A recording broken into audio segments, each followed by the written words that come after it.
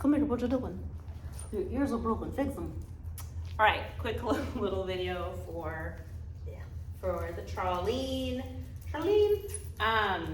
So I always start out with focusing on marker acquisition. Marker is a word that marks a moment in time that I like something that she does. For her, that's going to announce the arrival of a reinforcer, reward, food, whatever. I want to create an association where those two things are synonymous, so that way whenever she hears the marker, she anticipates the arrival of that reinforcer, and whatever behavior she's doing when she hears a marker will then take on the good feeling of receiving the food, increasing the likelihood that she will repeat it in the future. She has a couple of different markers that all have different contextual meanings as far as what I'm looking for in behavior and what the reward event will look like. So the big one that I focus on initially is the word yes, meaning I like what you did, come take food from me, out my hip. There's no commitment to behavior when she hears it. Yes means I like that, come take food, I need her to continue to do the behavior. I use that one mostly in the beginning before the dog really understands what I'm looking for. I know that obviously Charlie already knew a bunch of commands until she doesn't know anything. Wait, lost my train of thought because there's cats jumping at the door. So I use that to shape new behaviors just because I don't want to force a dog into duration before they're ready, before they understand what the actual behavior is. I use it a lot to build engagement, to reward her paying attention to me, and for counter conditioning, which is a big part of what I'm doing right now with her leash reactivity around seeing other dogs. Good and okay, those are going to be our duration duration markers. So if I say the word good, I'm implying I want her to continue to be in behavior until I release her with that okay terminal marker. I'm going to pay her in behavior. So I'll say good, bring food to her to pay her. If she comes out of the behavior before I get to her, I'm just going to keep my hands closed and wait till I just kind of lure her back into behavior and pay her. I want to show her the thing that I'm looking for. That's how you get your food. Hopefully that makes sense. So another thing with her is helping her understand how to respond to leash pressure. I went ahead and did a prong collar on her. I find that she has that little bit of frustration and arousal when pulling into the leash, and that kind of just jet sets her into her reactivity. There's not enough of a consequence to communicate effectively with her when she is around triggers. So the prong collar, yes, it does work through a sense of discomfort. The caveat to that obviously being we want to be mindful of how much pressure we apply, and the really big thing is when pressure is applied and when it is released. So when tension goes into the leash and when tension is removed from the leash, those are really big in helping her understand how to remove it, how to make it go away. So I want her to understand that pressure in the leash is just asking for a behavior. We can manipulate her into behaviors to help her understand what we're looking for, and as soon as she shows the behavior that I'm looking for, the tension goes away and we switch back to positive reinforcement. So I'm using it in the sense of negative reinforcement where I'm applying a pressure.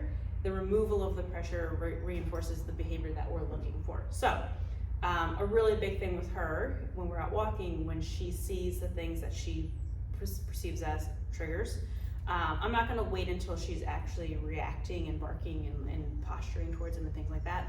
The moment she notices them, her ears perk forward, she starts to do that little bit of like the intentional fixation. I'm just going to give her a little bit of a leash tap into my space. So if we're walking, let's go. As soon as she starts, and obviously there's nothing here for her to react to, as soon as she does those two things that I just mentioned, I'm just going to say, hey, a little bit of a tap. So it's not a correction, it's just kind of me checking in with her. And I found that if I connect with her in that moment, I interrupt that arousal and it doesn't really progress more than that. If it does, I can just give her a little bit more. If we are at a far enough away threshold where when she sees a dog, she doesn't really get any more animated, she just kind of sees them, I'm going to say yes and kind of run backwards and let her chase after that food.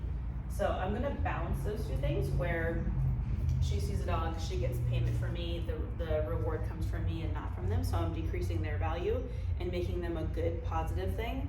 And then interrupting arousal when maybe we're at or over threshold. So just that little bit of like a right there, good, yes.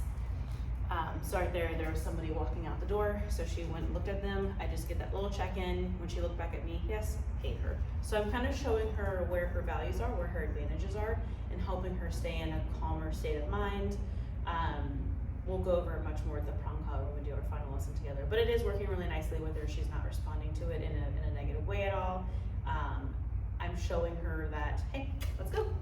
When she does the thing that I'm looking for, which is what the homework was for the first part of the week, paying her right here in my pocket, showing her where I want her to be through positive reinforcement. Now I'm adding in the rules with leash pressure. Good, yes.